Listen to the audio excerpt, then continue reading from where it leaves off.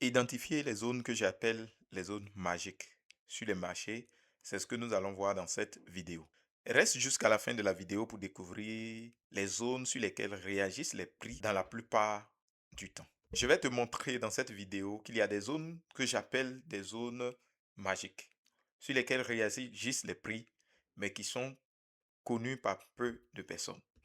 Donc, je vais essayer de te détailler un peu, te montrer quelques exemples sur le graphique et tu pourras te faire encore une idée. Donc, reste jusqu'à la fin et découvre ce que je vais te montrer. Donc ici, je vais te montrer sur le marché des indices synthétiques et aussi sur le marché du Forex. Ce sont des zones surveillées par les institutionnels. Donc, toutefois, les marchés surveillent ces zones-là. Et lorsqu'on arrive dans ces zones, il y a 80% du temps réaction du marché. Vous voyez ici, nous sommes sur le V31S. Donc, nous avons repéré une des zones là qu'on a tracées ici. Ce sont des zones qu'on a tracées nous-mêmes. Donc, je les appelle les zones magiques. Mais pour pouvoir les connaître, c'est un peu complexe. Si vous voulez découvrir plus, vous intégrez donc notre formation, mais suivez attentivement que vous puissiez voir que ces zones travaillent énormément. Donc, ce qui fait la particularité de ces zones, c'est que lorsqu'on franchit une zone, c'est là qu'on détecte les vrais mouvements du marché. C'est-à-dire, c'est là que le marché soit va se retourner ou va faire une continuation violemment.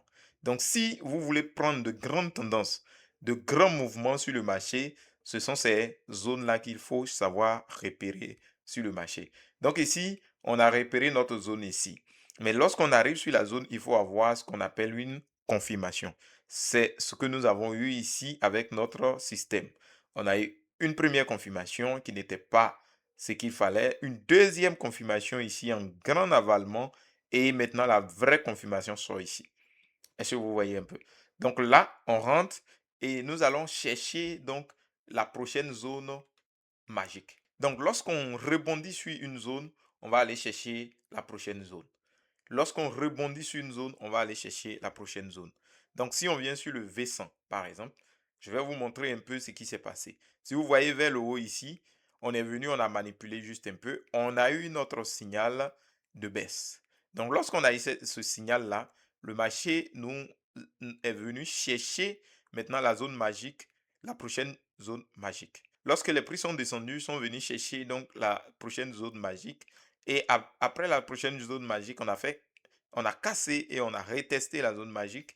Le marché est venu, n'a pas touché l'autre zone magique, mais a fait un gros retracement. Est-ce que vous voyez? Et est venu donner encore un bon signal ici, un second signal.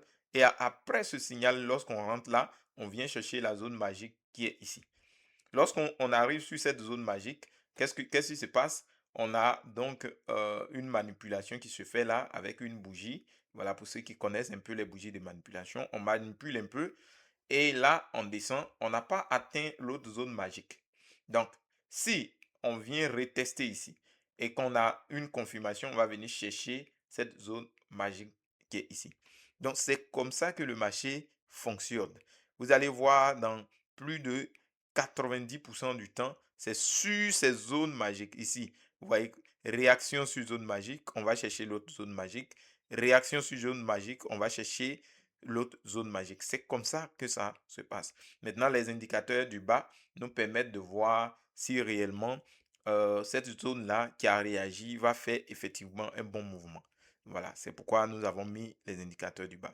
Donc, si on vient sur le V101S, c'est la même chose. Vous voyez ici, réaction de la zone magique. Ici, réaction de la zone magique ici. Vous voyez, quand on arrive autour de la zone magique, il aura forcément soit une zone d'accumulation, soit une réaction directe du prix, et on va chercher l'autre zone magique. On vient ici, on casse la zone magique, on manipule, on vient sur l'autre zone magique. Ici, on vient faire un range, on casse la zone magique, on revient, on rentre dans un range. Vous voyez, autour de cette zone que les institutionnels vont toujours réagir. Si nous venons donc sur le V15 secondes, c'est la même chose. Vous voyez que autour de cette zone ici, autour de cette zone magique, on fait un grand mouvement jusqu'à ce qu'on vienne ici. Ici, le marché va vaciller juste un peu parce qu'on n'a pas bien touché la zone magique du bas. Mais vous voyez que c'est vers cette zone magique-là qu'on fait un retournement de tendance. Si nous venons ici, vous voyez que on va réagir toujours sur les zones magiques. Voilà, on fait une zone magique ici, une zone magique là, et là, on descend, on vient chercher la première zone magique, deuxième zone magique, on vient faire un range autour de la zone magique, on va chercher l'autre zone magique, on casse, on va chercher l'autre zone magique. Là, le retracement revient sur l'autre zone magique, ici l'autre zone magique, on vient faire un mouvement de range, on décolle, on va chercher l'autre zone magique, ici on va chercher l'autre zone magique. Donc, actuellement, nous sommes en train de faire un range. Si on casse par le bas, on viendra chercher cette zone magique. Si le prix continue, il ira chercher donc cette zone magique. C'est ce qui se passe sur les marchés. Vous voyez ici, c'est pareil. On fait un faux mouvement autour du zone magique. On casse, on vient chercher l'autre zone magique. On a notre signal, on va chercher l'autre zone magique. Et là, on fait un petit retracement, on casse, on va chercher l'autre zone magique, on retrace un peu, on casse. Donc là, on est en train de faire un mouvement pour aller chercher une autre zone magique qu'on va tracer après en haut. C'est comme ça que ça se passe. Donc, le V30, on avait déjà vu. Ici, sur ce mouvement, vous voyez, à tout moment, on casse la zone magique, on vient chercher l'autre zone magique, on casse, on vient chercher l'autre zone magique, on retrace, on vient faire un range, on casse vers le bas, on vient chercher la zone magique d'ici. Sur le V150, pareil. Vous voyez ici, cassure retest de la zone magique, on vient chercher l'autre zone magique, on fait un faux mouvement, on va chercher l'autre zone magique, on revient dessus, on fait un vrai mouvement, on va chercher l'autre zone magique. C'est ça. Ce sont des zones que moi j'appelle des zones magiques parce que si vous avez la connaissance de ces zones-là, vous savez où le marché va faire des mouvements et des vrais mouvements. Voilà. Donc ici, vous voyez que actuellement on est autour d'une zone magique. Donc normalement, on devait venir chercher cette zone magique. Donc le marché il va tourner, tourner, tourner et venir chercher la zone magique. Donc si ça cherche la zone magique, que ça casse, on va venir vers l'autre zone magique, on va revenir ici. C'est comme ça que ça fonctionne. Vous voyez? C'est comme ça que ça fonctionne en fait. Toutefois, on bute sur les zones magiques et c'est là que nous, on rentre sur le marché. Ici, pareil. Vous voyez là, on vient faire un mouvement. On a notre signal ici sur la zone magique d'ici. On vient ici, on touche la zone magique, on fait un range, on vient, on retrace, on va rechercher la zone magique et on a cassé la zone magique. Donc, on va aller chercher encore la zone magique qui est plus haute. Donc, si on rentre en mouvement, on va aller chercher la zone magique qui est en haut. Sur le step 500, c'est la même chose. Vous allez voir que toutefois, on va faire des mouvements autour de la zone magique. On va venir chercher la zone magique. On fait un faux mouvement ici. On vient, on casse, on reteste. Ici, on casse, on reteste. Vous voyez, en fait, c'est autour de ces zones-là. Vous voyez, on vient là, on bute, on vient chercher. Actuellement, on va venir chercher ici. Mais toutefois, on va combiner avec cela pour pouvoir avoir donc plus de probabilité, en fait. Donc, ça marche sur tous les indices. Voilà. On va voir un peu sur le Forex. Et je vais essayer de vous présenter sur le Forex. Donc, si le Forex est très simple, c'est la même chose.